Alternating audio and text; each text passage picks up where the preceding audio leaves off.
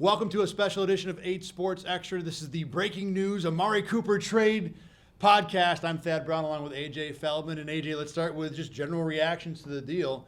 To me, I'll sum it up this way. I think this is probably the best reasonable possible ad the Bills could have made any position midseason. Obviously, they're not going to bring in CeeDee Lamb or Justin Jefferson, but for the guys who were available, I think Amari Cooper checks a lot, if not all the boxes. Yeah, definitely a kind of correction to the hope that the Bills had coming into this year.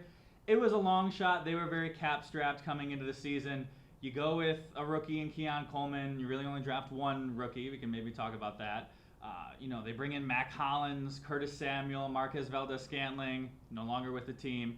And other than Khalil Shakir, none of the players who they brought in have really... Maybe Keon Coleman has met expectations with some flash plays, but none of the other guys have, Mac Hollins has been fine, but none of them has filled the void you needed when Stephon Diggs left. They corrected the problem. It took 6 weeks. They gave it a shot. Maybe they knew going into this year it was going to kind of be this sort of situation where they fix this mid-season unless things were, rosy and sunshine, but a much-needed move for the Bills. You hit it right on the head, right? A moment of silence now for the Everybody Eats offense. Because that's what this was. It was, like you said, look, we all kind of looked at it as, hey, it's a nice idea, and we've had talks about it. It can work. I think we talked about it in preseason. It can work if you have, A, a ridiculous quarterback, which the Bills do, B, absolutely ridiculous receiver depth, which they definitely don't have, or a great defense, which they probably weren't going to have, and injuries made it even harder. So when all those things did not happen, you had to go out and actually add, legitimate high-end personnel at receiver, which is what the Bills did. And I give Brandon Beane credit. They didn't wait till the trade deadline 3 more weeks from now. They did it early to address the problem, sooner rather than later. And we've seen over the past few weeks, once the competition level got harder, that the receivers the Bills had just weren't good enough. And Khalil Shakir's absence exacerbated that as well. This is the move that had to be made to make the Bills a somewhat viable Super Bowl contender. We'll get into how viable that is. But I think X and O-wise, AJ, the way Amari Cooper fits on the field, give me your level of what kind of receiver you think he is. Because this is, 4 years after the Bills made another high-profile receiver trade for Stephon Diggs. Diggs, to me, was 27. He was younger. I think he's a little better player. I don't think Cooper's quite that guy. He's certainly not Stephon Diggs. He's not that good, but he's still a really good football player. I mean, he's 7 times in his career he's had 1,000 yards. He's been consistent. Last year he had 1,250 receiving yards, the most of his career. So it's not like, he's a 35-year-old vet with his best years way behind him. He is 30, but still, he's got some, you would think, good years in front of him. This year hasn't been the best, nor has it been the best for anybody in the Browns offense with Deshaun Watson at quarterback. He has dealt with a handful of drops, but he has shown, good plays. He had the 2-touchdown game against the Cowboys, I think it was, if I got that right. No. This year? Yeah, they had a 2-touchdown game against somebody. I think it was the Giants, actually. That sounds more likely. They had that fumble and then, yes. Yeah, so against the Giants. So he's had flashes. And we've talked about this before. He allows everybody else to go down a peg and less importance into the offense. Khalil Shakir gets to be the number 2. Keon Coleman can be the flashy number 3. Mac Hollins, a depth piece. Curtis Samuel, at this point he's been basically just a gadget piece, but now he doesn't have to be, shouldering more of the load, even though they haven't been able to figure it out anyway. So it just really makes the depth chart look a lot better. And this is kind of the only move they had to make. They had 2 ways to acquire guys cheaply. They could do a move like this. It's a rental, so it's not a long-term fix. Or they could have taken someone in the draft. They took one guy in the draft. They didn't take the double swing like many people thought they should, myself included. So now they took another swing here.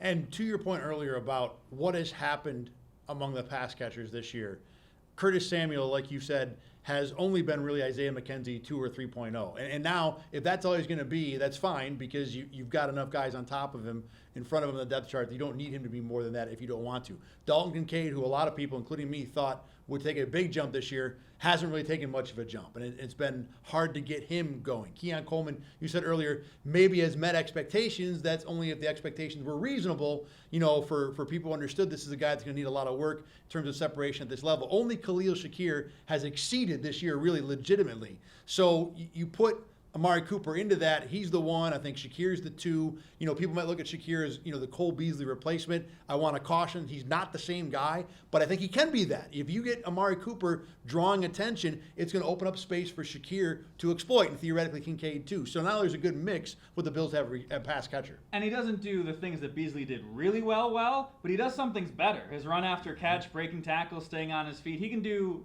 different things better than, this Cole Beasley did. Amari Cooper too, if you want to compare him to Stephon Diggs, because that feels like he's the most recent number one. Cooper is bigger, probably a little faster, at least was in his prime. So there's a little more of just straight up athletic ability, maybe a little more physical than Diggs would be. Diggs, I think, was a much better route runner. Not that Cooper's bad, but Diggs is a special guy in that department. Look, there's a lot of good things that come with adding Cooper. So now the question is, how good are the Bills now? And we talked about this on Buffalo Game Day Recap after the Jets game.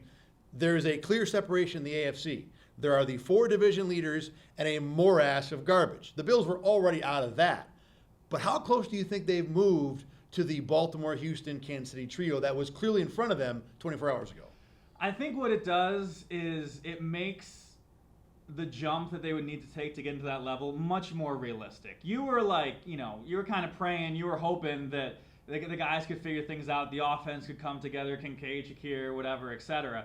You were squinting really hard to figure out a way to get this offense and this passing game up to the level it needs to be to go on, the playoff run that they would need to go on. Now it looks a lot clearer. Obviously Amari Cooper is going to have to step up his game than he's showed the first 6 weeks of the season, but he can certainly elevate the offense to the point it needs to be, where Josh Allen has a little more help. He gets some guys who can do get some separation, and he can get the Bills closer to that level. I look at it this way. I'm thinking the Bills last year got to the divisional round and lost to the Chiefs. 3-point game probably wasn't really that close. So what's better about this team now than that team that was in the playoffs? On offense, I think Shakir's a little better, and I think Cooper is a better option than Stephon Diggs was in that playoff game. So you've improved a little bit there. Beyond that, I don't know if anything's better. Kincaid's the same. Dawson Knox is the same. You change out a center, I think that's mostly a wash. So maybe a little bit better on offense. On defense, you lose the Hyde-Poyer experience, but you gain some athleticism. I think we can probably debate that for an hour. Maybe a net wash, probably a little bit of a drop.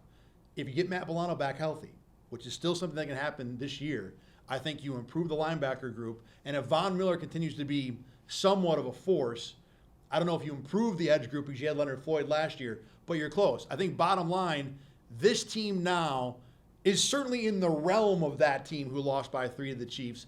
Are they maybe a little bit better? Sure. Does that mean this is a Super Bowl team? I would probably bet against, but it's absolutely a reasonable possibility. Yeah, postseason play and postseason success, a lot of it comes down to quarterback play and health. So if you can get your guys healthy, if you can get Josh Allen, playing well, and if you can have enough weapons around him to be able to succeed, I think that goes a long way in making a deep run. I think, too, you need to have elite players in the playoffs. The Chiefs have Travis Kelce, Chris Jones, guys of that caliber. Can Amari Cooper get to that? Can he be that for this offense? I think it's possible. I'm not sure. Again, he's never really been a top 5 guy. He's always kind of been a 10 to 15 guy, maybe a little higher than that. So expecting or hoping he can elevate will be a part of making this work in January, but we've got some time to go before that. The Bills made the move they had to and took care of a big problem here in midseason. As always, you can watch everything we do here at RochesterFirst.com by going to the 8 Sports Extra tab. All of our Buffalo Game Day recaps, all of myself and Carl Jones on Let's Talk Ball. Everything we got here, you can find it at 8 Sports Extra and also on YouTube and wherever you get your podcasts. For AJ Feldman, I'm Thad Brown. Thanks for watching the special Amari Cooper edition of 8 Sports Extra.